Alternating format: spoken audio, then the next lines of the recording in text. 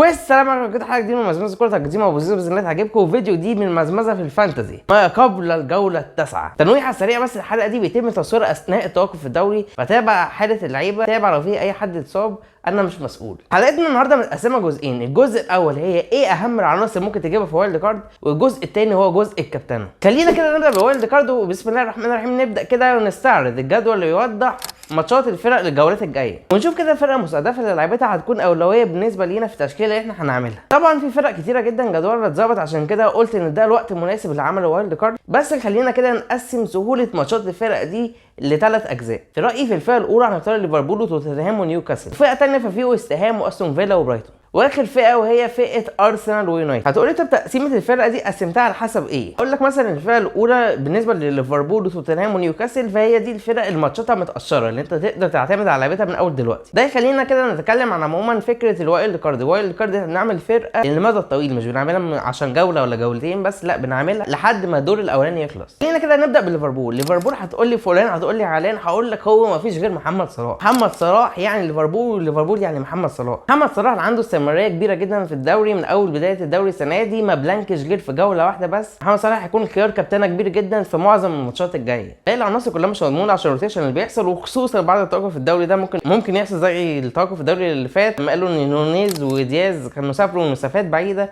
فممكن نلاقيهم دكه، رغم مثلا ان دياز يعتبر اكتر اللعيبه الاساسيه والمضمونه بعد محمد صلاح. خليني كده استعرض معاكم الارقام الهجوميه للعيبه ليفربول، وطبعا زي ما قلت لكم صلاح اول واحد، بعده دياز عشان اكتر لعيب مضمون ان هو بيلعب، بعده نونيز الخطير جدا جدا، ارقامه مرعبه حرفيا، خصوصا ان هو اصلا ما بداش في الدوري غير 3 ماتشات اساسيه بس. نونيز طبعا لعيب مقترح جدا جدا انك تجيبه في فرقتك، بس الفكره انك تضمنه اساسي. خلينا بقى نخش لارقام صناعه الفرص. اعلى واحد في ارقام صناعه الفرص هو روبرتسون، بس للاسف روبرتسون اتصاب مع اسكتلندا في كتفه، واحتمال هيجيب في الجولات الجايه، فبديله طبعا هيكون تسيمكاس. بعد روبرتسون في صلاح وسبوزولاي، كل واحد فيهم عمل 17 فرصه. صلاح عمل 4 اسيستات وسبوزولاي عمل اسيستين. وبالنسبه لارقام المدافعين، ففان دايك عنده اكتر فرص جوه منطقه الجزاء، بس برضه حط في حسبانك ان ارنولد مظلوم شويه في الارقام دي عشان كان مصاب وكان جاب عن كذا ماتش. ففي رايي افضل واحد برضو ارنولد، بس ارنولد غالي شويه، فممكن كبديل له انك تجيب فان دايك، او كديفرنشال بقى وكبديل جامد جدا انك تجيب تسيميكاس. بس تتاكد ان روبرتسون بنسبه 100% مش هيلعب، بتاعت تسيميكاس هيبقى ديفرنشال جامد جدا. كده خلصنا من ليفربول. وبعد ليفربول خلينا نتكلم عن توتنهام. وتوتنهام طبعا هجوميا مفيش خلاف يعني عن اسمين، وهم سون وماديسون. سون وماديسون ثنائيه كبيره جدا، واحد منهم نسبه امتلاكه 34%، الثاني نسبه امتلاكه 38%. الاثنين ارقامهم الهجوميه شبه بعض جدا، بس سون كان جايب 6 جوان مقابل جونين لماديسون. سون ما صنعش ولا جون، بس ماديسون كان صنع 5 جوان. تقريبا الاثنين تسديداتهم قد بعض، تسديداتهم على المرمى قد بعض. ماديسون كصناعته للفرص كان اكتر. في رايي الاثنين خطر جدا، وممكن تجيب الاثنين في تشكيلتك. بالنسبه بقى للعناصر الدفاعيه، هوريك كده احصائيه لمدافعين توتنهام، وطبعا احسن واحد فيهم هو بيدرو بورو. اتكلمنا عنه قبل كده في الفيديو اللي فات، واتكلمنا عن احصائيه ما بينه وبين ادوجي، بس دي برده احصائيه كده متكامله ما بين كل العناصر الدفاعيه بالنسبه لتوتنهام. بس برده بيدرو بورو اكتر واحد من حيث التسديدات ومن حيث صناعه الفرص، وكمان بالنسبه للعرضيات. خلينا بقى دلوقتي نخش على نيوكاسل. طبعا لما نقول نيوكاسل يعني احنا كاننا بنقول كيران تريبيه طبعا اكتر مدافع عمل اسيستات في الدوري، اكتر مدافع عمل فرص في الدوري. بالنسبه للمدافعين فعلا قبل كده برده في الفيديو اللي قبل اللي فات كنا عملنا احصائيه ما بين مدافعين نيوكاسل، وكان تقريبا اكتر مدافع فيهم هو بوتمان، بيعمل خطوره جوه منطقه الجزاء من حيث التسديدات. بس طبعا بوتمان لحد دلوقتي مش باين هل هو هيقدر يلعب ولا لا، فبعد بوتمان فطبعا ممكن تجيب بيرن او شار. اما بقى بالنسبه لهجوميا فمفيش غير ايزاك وويلسون لحد دلوقتي برده في اصابه، مش باين هل هو هيلعب ولا لا. ايزاك طبعا هو المضمون. اما بقى بالنسبه للخط الوسط كنا اتكلمنا ان جوردن ان سعره 5.5 مليون، سعره كويس جدا بالنسبه للارقام اللي هو بيعملها. دلوقتي برده جايب لكم كده مقارنه ما بينه وبين الميرون الهجوميه. طبعا جوردن كفرص هجوميه على المرمى اكتر وكصناعه فرص اكتر، فلعيب زي ده ب5.5 مليون ممكن جدا تجيبه في تشكيلتك ويساعد في بقيه ميزانيه التشكيله. نخش بقى للتقسيمه الثانيه، وهم ويست هام وبرايتون واستون فيلا. بالنسبه للفرقه دي ليه انا اخترتهم في الفئه الثانيه من حيث التقسيم؟ عشان الفرقه دي مثلا ممكن يكون عندهم ماتش صعب، مثلا برايتون عنده السيتي، بعد كده الجدول بتاعه هيبقى احسن. بالنسبه لاستون فيلا ويست هام مثلا في كلاش هيلعبوا بعد الجوله دي، وبعد كده كل واحد فيهم جدولهم هيبقى كويس. خلينا كده نبدا بويست هام. خلينا نبدا كده بالارقام الهجوميه، وطبعا احسن عنصر في ويست هام في الارقام الهجوميه هو بون اللي جايب 5 جوان في الدوري لحد دلوقتي، واكتر لعيب بيشوط في ويست هام. بعد بون يجي اسم مفاجاه شويه، وهو توماس سوتشيك اللي هو الارتكاز اصلا، بس عنده دلوقتي ادوار هجوميه وبيزيد جامد جوه منطقه الجزاء، عامل زي كده حمدي فتحي مثلا لما كان بيزيد مع كولر. سوتشيك اللي شايل 12 كوره وجايب جونين في الدوري. بعدين بنروح رحمه وبعديه وارد براوس. هتقول لي وارد براوس طب ليه ارقامه الهجوميه مش عاليه كده؟ هاجي ارد عليك، ودلوقتي هستعرض لك ارقام صناعه اللعب بالنسبه للعيبه وست هام، ونشوف وارد براوس فرق كبير جدا ما بينه وبين اللي تحتيه. وارد براوس بصناعه 15 فرصه، وبعديه كوفال 11 فرصه للباك اليمين بتاع وست هام. شايف ده العنصر الدفاعي ممكن تعتمد عليه من وست هام. وارد براوس ب3 اسيستات وكوفال ب4 اسيستات. غير طبعا ان وارد براوس هو اللي ماسك الكورنرات وكور ثابته، عشان كده في ناس كتيره جدا بترشحه ان هو يكون موجود عندك في الفرقه. وطالما احنا بنتكلم عن وست هام فما ينفعش ننسى الفونسو اريولا حارس وست هام اللي سعره 4.2 بس مليون. الفونسو اريولا خامس اعلى حارس من حيث النقط، ورابع اكتر حارس من حيث التصديات، واكتر حارس من حيث نسبه الملكيه بنسبه 34%. انا شايف سعره ده لقطه، وبالنسبه لجدول وست هام الجاي فشايف ان انت لازم تجيبه عندك حتى لو هتحطه على الدكه. دلوقتي بقى خلينا نتكلم عن استون فيلا. استون فيلا من احسن الفرق في الدوري السنه دي، في المركز الخامس في الجدول، ثالث احسن نجوم في الدوري برصيد 19 جون. خلينا كده برضو نستعرض الارقام الهجوميه بالنسبه لاستون فيلا. وطبعا اعلى واحد هو واتكنز ب 25 تسديده ومنهم 8 فرص محققه. عدوا ديابيل تقريبا اللي سعره اقل من 7 مليون بشويه المميز جدا. ديابيل طبعا عامل 18 تسديده. بعده طبعا عينك على ماتي كاش المدافع الباك يمين برضو زيه زي كوفيال كده، بس بالمقارنه فماتي كاش ارقامه الهجوميه مرعبه جدا. تخيل المدافع شايل 16 كوره منهم 13 جوه البوكس، ومنهم 4 فرص محققه للتسجيل وسجل جونين. اما بقى بالنسبه لارقام صناعه الفرص فاكتر واحد هو واتكنز عامل 16 فرصه